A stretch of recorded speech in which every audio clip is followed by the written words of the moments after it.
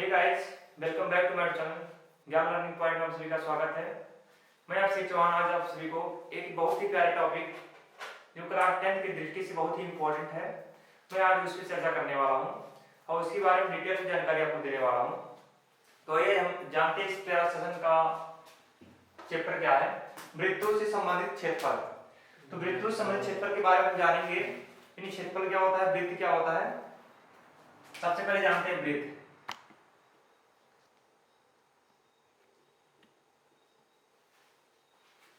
ठीक है, ये हो गया हमारा वृत्त, प्यारा सा वृत्त बन गया। ये हमारा वृत्त है। यानी वृत्त किसे कहते हैं, सबसे पहले जानेंगे। यानी किसी बिंदु के परिता या चारों ओर घूमने पे जो हमारी आकृति बनती है क्या कहलाएगा, वृत्त कहलाएगा। ये हमारा बिंदु हुआ, एक बिंदु से एक निश्चित दूरी पर चारों ओर घूमने पर जो आकृति बने क्या कहलाएगा, वृत्त कहलाएगा।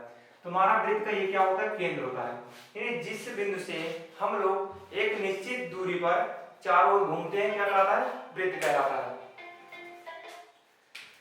तो यहां से यहां की दूरी, यहां से यहां की दूरी, ये सभी दूरियां क्या होती है, समान होती है। ठीक, क्योंकि हम लोग बोले हैं किसी बिंदु के चारों ओर एक निश्चित दूरी में घूमना क्या कहलाता है, वृत्त कहलाता है। अब सुनिए ध्यान से देखिए, इसमें वृत्त क्या है, सॉरी वृत्त में क्या त्रिज्या होती है, क्या जीवा होती है, क्या स्पर्शरेखा होती है, इसके बारे में जान लेते हैं हम लोग। ये हमारा सेंटर हो गया। सेंटर हमारा होता है केंद्र, यानी एक क्या हो गया, केंद्र। केंद्र को इंग्लिश में हम लोग क्या बोलते हैं, सेंटर। सेंटर हो गया, सेंटर माने हो गया केंद्र। उसके बाद देखिए ध्यान से, केंद्र से यहां की दूरी, ये हमारा केंद्र से परिधि की दूरी, ये हमारा होता है परिधि, ये हमारा कहलाता है परिधि। क्या कहलाता है, परिधि। यानी जो हम चारों तरफ घूम रहे हैं वो कहलाता हमारा परिधि। परिधि कितना होता है देखिए ध्यान से, परिधि को इंग्लिश में क्या बोलते हैं, सरकमफ्रेंस। क्या बोलते हैं, सरकमफ्रेंस। लिख लेंगे आप लोग, सरकमफ्रेंस को बोलते हैं। यहां से अगर केंद्र से परिधि तक की दूरी क्या कहलाएगी, त्रिज्या। क्या कहलाती है, त्रिज्या। त्रिज्या ये हो जाएगा हमारा। अब सुनिए, अगर केंद्र से परिधि को मिला, सॉरी परिधि से परिधि को मिला रहे हैं, अगर वो केंद्र से होकर जा रही है तो क्या कहलाएगी, व्यास कहलाती है। क्या कहलाती है, व्यास। क्या कहलाएगा हमारा, व्यास कहलाएगा। तो कहेंगे व्यास का परिभाषा क्या बनता है, कहेंगे परिधि से परिधि को मिलाने वाली रेखा जो केंद्र से होकर जाए क्या कहलाएगी, व्यास कहलाएगी। आप सुनिए यहां से, देखिए ध्यान से। सबसे पहले आपका प्यारा सा एक चित्र फिर से बना देते हैं ताकि फिर से आपको जानकारी मिल सके। जैसे हमारे पास ये हो गया,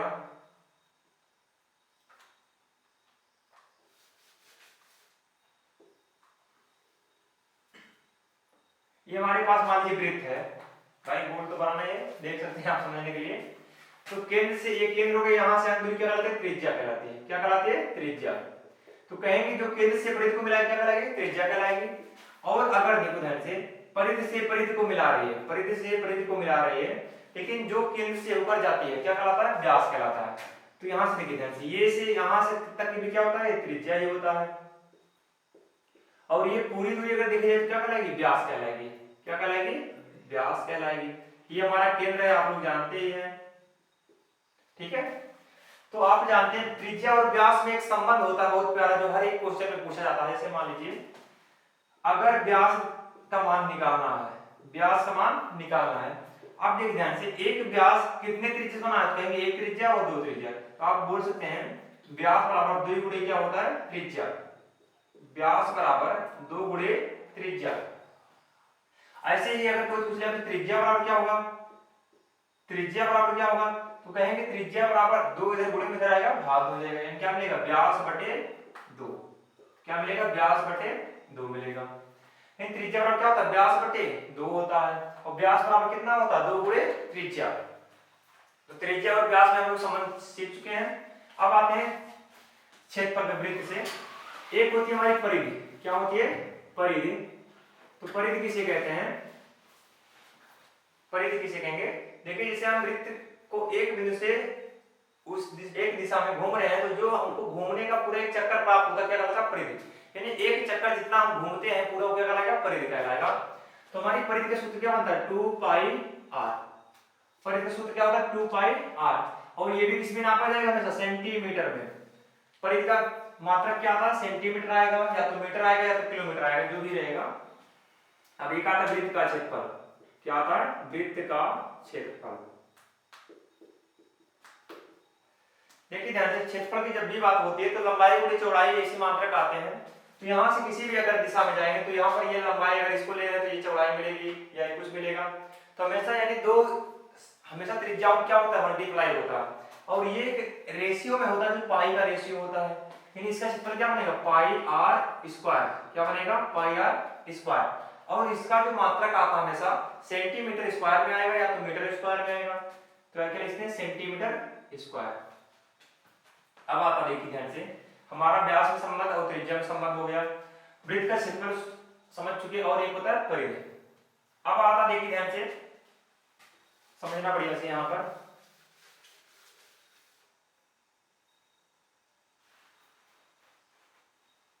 ये हमारा हो गया केंद्र। क्या हो गया, हमारा प्यारा टॉपिक है कि केंद्र है। अब केंद्र अगर देखें ध्यान से, अब इसमें आप आता है त्रिज्यखंड से, क्या आती है, त्रिज्यखंड। और एक आता चाप की लंबाई। तो त्रिज्यखंड क्या होता है, दो त्रिज्याओं द्वारा घिरे खंड को हम लोग क्या बोलेंगे, त्रिज्यखंड।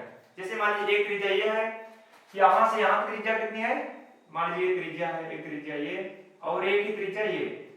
अगर दो त्रिज्याओं द्वारा जो कोई खंड गिरा है तो क्या कहलाएगा, त्रिज्यखंड कहलाएगा।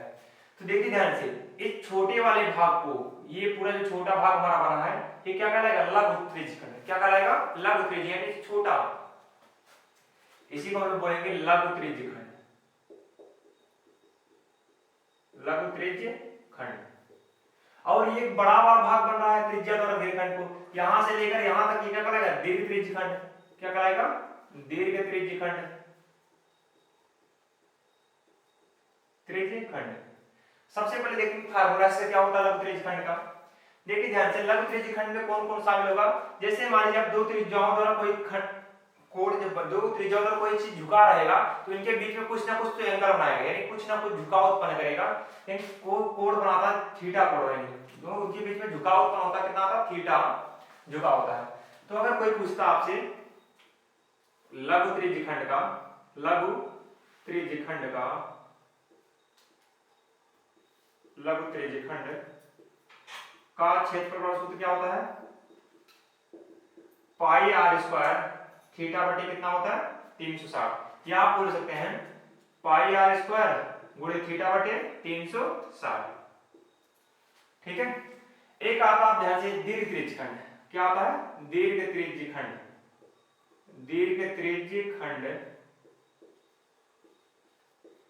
अगर आपको दीर्घ त्रिज्यखंड निकालना है, जैसे मान लीजिए दीर्घ निकालना है, तो ये आपका पूरा एक वृत्त था, वृत्त में ये आपका कहलाएगा त्रिज्यखंड। और कौन त्रिज्यखंड कहलाएगा, लघु त्रिज्यखंड। और ये कहलाएगा पूरा दीर्घ। अगर इस पूरे वृत्त में से हम लोग इसको घटा दें, इस वाले भाग को घटा देंगे तो क्या कहलाएगा, हमारा दीर्घ त्रिज्यखंड। तो ये हमारा हो गया वृत्त। तो वृत्त का क्षेत्रफल में से अगर हम लोग वृत्त के क्षेत्रफल में से लघु त्रिज्यखंड को क्या करते हैं, घटा दें, लेकिन क्या, वृत्त का क्षेत्रफल माइनस, वृत्त का क्षेत्रफल माइनस लघु त्रिज्यखंड का क्षेत्रफल, लघु त्रिज्यखंड का क्षेत्रफल। ठीक है। अब वृत्त का क्षेत्रफल कितना होता है, पाई आर स्क्वायर। कितना होता है, पाई आर स्क्वायर माइनस लघु त्रिज्यखंड का क्षेत्रफल कितना होता है, पाई आर स्क्वायर थीटा बटे 360 होता है। ये तो आपका निकल गया दीर्घ त्रिज्यखंड का। अब आता है इसमें वृत्तखंड और एक लघु वृत्तखंड आता है, एक दीर्घ वृत्तखंड आता है। इसके बारे में थोड़ा जान लेंगे। ये हमारा देखिए ध्यान से, ये अगर हमारा सेंटर हो गया। अगर देखो ध्यान से, अगर किसी वृत्त को कोई जीवा समद्विभाजित करती है, जीवा द्विभागों में बांटती है, अगर किसी वृत्त में जीवा खींची जाती है तो जीवा किसे कहते हैं, सबसे पहले ये जान लेते हैं। अगर परिधि से परिधि को मिला रही है, परिधि से परिधि को मिला रही है, सेंटर से होकर नहीं जा रही है, तो क्या कहलाएगी, जीवा कहलाएगी। ठीक है। तो ये हमारी क्या कहलाएगी, जीवा। तो जीवा देखिए ध्यान से, ये हमारी क्या कहलाएगी, जीवा। अगर किसी जीवा क्या करती है, वृत्त को द्विभागों में क्या करती है, बांटती है, एक छोटे भाग को एक बड़े भाग को। ठीक है। अगर कहेंगे वह कौन सी जीवा है जो वृत्त को दो समान भागों में बांटती है, तो कहेंगे वह कौन सी जीवा है, व्यास है। वह हमारी व्यास है कि जो वृत्त को दो समान भागों में बांटती है। तो ये जीवा को बांटेंगे इसको, तो इनके बीच में कुछ त्रिज्याओं द्वारा रेखाखंड होंगे। यहाँ पर थीटा कोण होगा, कितना होगा, थीटा कोण। हमारा कुछ त्रिज्या होगा दोनों में। आप जानते हैं वृत्त की त्रिज्याएं क्या होती हैं, समान होती हैं। देखिए ध्यान से, अब क्या आता है आपका फार्मूला बनता है लघु वृत्तखंड। क्या बनता है, लघु वृत्तखंड। लघु वृत्तखंड का क्षेत्रफल, ध्यान समझिएगा लघु वृत्तखंड का क्षेत्रफल कितना आएगा। यानी पूछ रहा आप लोग से ये वाले भाग का क्षेत्रफल, ये वाले भाग का क्षेत्रफल निकालने के लिए आप लोग क्या करेंगे, कहेंगे ये वाला हमारा क्या कहलाएगा, त्रिज्यखंड। ये वाला क्या कहता था, त्रिज्यखंड। कहेंगे अगर त्रिज्यखंड के क्षेत्रफल में से, त्रिज्यखंड के क्षेत्रफल में से ये वाला पूरा भाग का क्षेत्रफल घटा दें, ये वाला क्षेत्रफल क्या मिल रहा है, त्रिभुज का क्षेत्रफल। क्या मिल रहा है, त्रिभुज का क्षेत्रफल। कहेंगे क्या, लघु त्रिज्यखंड का क्षेत्रफल, लघु त्रिज्यखंड का क्षेत्रफल और माइनस क्या हो जाएगा, त्रिभुज के क्षेत्रफल। कितना हो जाएगा, त्रिभुज का क्षेत्रफल। यानी सूत्र क्या बनता है, पाई आर स्क्वायर थीटा बटे 360 और माइनस त्रिभुज क्या होता है, 1/2 आर स्क्वायर साइन थीटा। क्या हो जाएगा, R square sine theta. R जहां पर त्रिज्या है और साइन थीटा यानी जो भी कोण प्रेजेंट करेगा वो उसका मान बताएगा, ठीक है।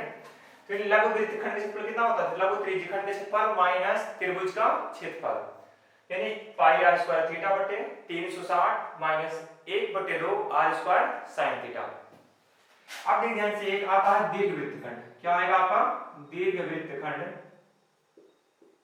दीर्घवृत्तखंड का क्षेत्रफल। तो क्या बनता है, अगर दीर्घवृत्तखंड निकालना आपको, ये वाले भाग का क्षेत्रफल निकालना है, तो क्या आप कहेंगे, क्या वृत्त के क्षेत्रफल में से, वृत्त के क्षेत्रफल में से वृत्त का क्षेत्रफल और माइनस अगर जो वृत्त का क्षेत्रफल आया है उसी में से हम लोग लघु वृत्तखंड वाले को घटा दें। क्या करते हैं, लघु वृत्तखंड का क्षेत्रफल घटा दें तो हमें क्या मिल जाएगा, लघु वृत्तखंड का क्षेत्रफल, लघु वृत्तखंड का क्षेत्रफल। तो वृत्त क्षेत्रफल कितना होता है, पाई आर स्क्वायर, कितना होता है, पाई आर स्क्वायर माइनस लघु वृत्तखंड कितना होता है, ब्रैकेट लगा देंगे, पाई आर स्क्वायर थीटा और बटे 360 माइनस कितना होता है, 1/2 आर स्क्वायर साइन थीटा होता है। आप सब इन सभी क्वेश्चनों को, इन सभी सूत्रों को बढ़िया से याद करें, क्योंकि इन्हीं सभी सूत्रों से पूरा आपका चैप्टर नंबर 11 एनसीईआरटी बुक का चैप्टर नंबर 11 इन्हीं सब सूत्रों से इंक्लूड है, इन सब शामिल है, ठीक है। अगर इन्हीं सभी सूत्रों को आप बढ़िया से प्रिपेयर करते हैं तो आप 6 नंबरों को आराम से सेव कर सकते हैं, अपने स्कोर में जोड़ सकते हैं उसको। तो अगर आप सिलेक्शन पाना चाहते हैं 100%, अगर आप अपने रिजल्ट को बनाना चाहते हैं तो मेहनत आपको 3 महीना डट कर मेहनत करना पड़ेगा। आपको दिन रात एक करना पड़ेगा, 8-8 घंटे 6-6 घंटे कंटिन्यूअस मेहनत करनी पड़ेगी, ठीक है। अगर कोई भी बूंद चाहे छोटी हो चाहे बड़ी, अगर लगातार होती है तो वो चीजें एक बड़ा बहाव बन जाती है। इसी प्रकार आप अपने लाइफ में भी एक छोटे-छोटे 1-1 घंटा पढ़िए, डेली पढ़िए, लेकिन तो क्योंकि जो आज पढ़ रहे हैं अगर वही चीज कल दोबारा पढ़ रहे हैं तो आपको हमेशा के लिए लर्न हो जाती है। इसी प्रकार आप डेली पढ़िए, हमेशा बने रहिए। तो आज का बस सेशन हमारा इतना ही समाप्त होता है।